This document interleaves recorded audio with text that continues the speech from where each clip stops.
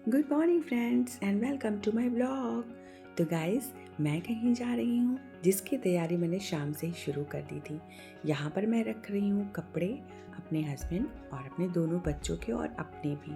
तो मैं फटाफट पैकिंग कर रही हूँ क्योंकि जहाँ हमें जाना है वहाँ हम बहुत टाइम से जाने के लिए प्रोग्राम बना रहे हैं, बट हमारा कुछ ना कुछ ऐसा होता है कि कैंसिल हो जाता है। तो यहाँ पर मैं बारी बारी से अपने दोनों बच्चों के कपड़े रख रही हूँ और उसके बाद अपने कपड़े भी रखूँगी। हाँ गाइस, यहाँ पर मैं एक बात आपको ज़रूर बताना चाहती हूँ कि मैं जहाँ जा रही हूँ वहाँ जाने के लिए आप एक्स्ट्रा बैग या आप एक पॉली बैग टाइप का ज़रूर रखिएगा क्योंकि उसकी बहुत ज़रूरत पड़ती है और वहाँ पर मैं यही रख रही हूँ।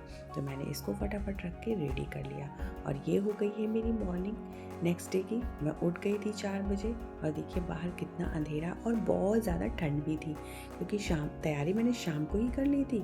तो मेरे आलू तो बॉयल पहले से थे, मैंने फटाफट इनको कट किया और कट करके मैं फटाफट इसकी सब्जी बनाऊंगी क्योंकि मैं जहाँ जा रही हूँ वहाँ पर जाने के लिए मेरी तो यही सलाह है कि कुछ ना कुछ आप बनाकर ज़रूर ले जाएं क्योंकि वहाँ पर इतनी ज़्यादा भीड़ है, इतनी ज़्यादा कि मैं आपको बता नहीं सकती हूँ।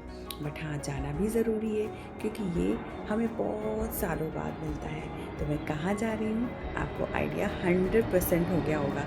अगर हो गया होगा तो आप मुझे ज़रूर लाइक एंड सब्सक्राइब करिएगा और मुझे बताइएगा कि मेरा ये ब्लॉग आपको कैसा लगा। तो ये मैं यहाँ पर आलू फ्राई कर रही हूँ क्योंकि जब भी हम ट्रैवलिंग करते हैं सबका फेवरेट यही होता है।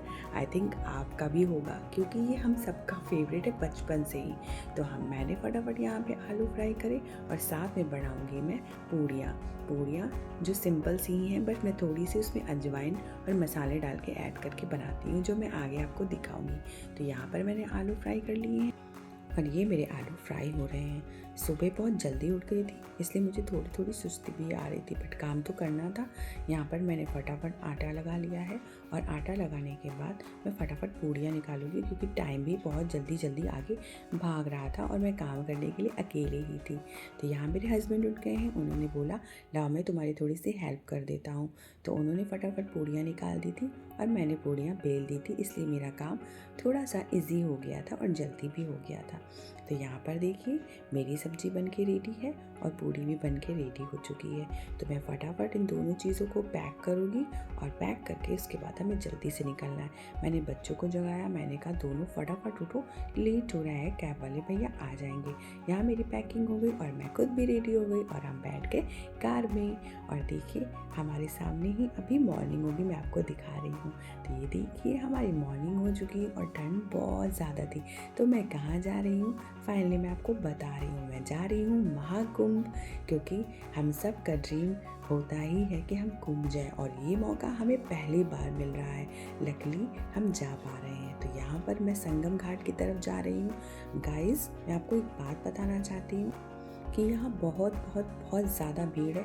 तो बच्चों को ले जा रहे हैं अगर आप तो खाना ज़रूर साथ में रखिए और पानी भी ज़रूर रखिए और टाइम मैनेजमेंट बहुत ध्यान से जाइए क्योंकि मैं जिस टाइम गई थी लकीली मुझे अच्छा टाइम मिला और हमने अच्छे से सारा स्नान वगैरह कर लिया। तो यहाँ मैं जो लाई थी उसे हम सब रुक के खा रहे थे क्योंकि हम बहुत भूखे थे।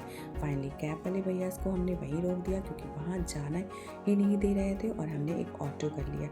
हमें लगभग 2-3 किलोमीटर पैदल भी चलना पड़ेगा क्योंकि वहाँ पर कैब भी ऑटो भी कुछ भी नहीं जाता। और मेरे हस्बैंड यहाँ पर कह रहे हैं कि रितु अगर तुम्हारा फ़ोन किसी ने छीन लिया तो मैं नया फ़ोन लेके नहीं दूंगा। बट गाइज मुझे ब्लॉगिंग तो करनी थी ना आपके लिए, तो मैं वही कर रही थी। तो देखिए यहाँ पर लोगों का जज्बा कितना ज़्यादा है और लोग आ रहे हैं दूर दूर से और पैदल भी चल पा रहे हैं। तो फाइनली हम पहुंच गए हैं और देखिए मैं पानी से बहुत डरती, बहुत ज़्यादा भीगती और राशि मुझे बहुत फोर्स कर रहे हैं कि आप बीच में आओ बीच में आओ। बट मैं समझ नहीं पा रही हूँ कि मैं करूँ तो करूँ क्या। लेकिन आसपास लोगों को देखकर थोड़ी सी मैंने हिम्मत जुटाई और मैं हल्के हल्के से बीच में धीरे से दीदी लोग मुझे लेके गई। हालांकि मुझे डर तब भी बहुत लग रहा था क्योंकि मैं बहुत ही डरपोक हूँ पानी से, पता नहीं क्यों बचपन से ही बहुत डर लगता है। और लास्टली ये सब मुझे घसीट के ज़रूर कॉर्नर पे ले जाएंगे। और फ्रेंड्स मेरे साथ कुछ ऐसा हुआ यहाँ पर जो बहुत ज़्यादा मैं डर गई थी। पता है मेरी गोल्ड की इयररिंग्स इसमें गिर गई जल में ही।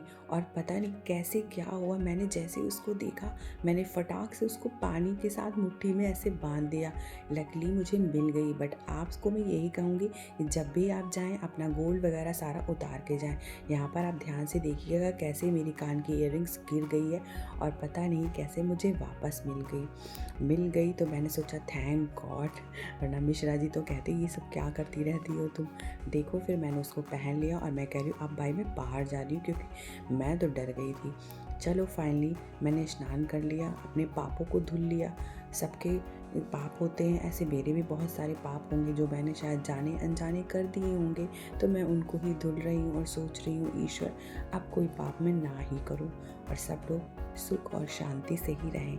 तो देखिए दीदी लोग यहाँ पर बहुत ज़्यादा एंजॉय कर रही है। दीदी को बिल्कुल भी पानी से डर नहीं लगता, वो बहुत मज़े कर रही थी और मैं जाकर किनारे भाई खड़ी हो गई थी और मैंने ईश्वर से कहा कि हे ईश्वर, मैं जितना भी जैसे भी स्नान कर पाएंगी मेरे पापों को दूर करिए, मेरे बच्चों को खुश रखिए और मेरे पति को लंबी आयु दीजिए। तो यहाँ पर मेरे पतिदेव और बच्चे और जीजा जी वगैरह भी आ गए हैं, क्योंकि एक चीज़ आपको याद रखनी है कि सामान ज़रूर आपको वहाँ खुद ही देखना है, उसकी कोई भी सेफ्टी नहीं है।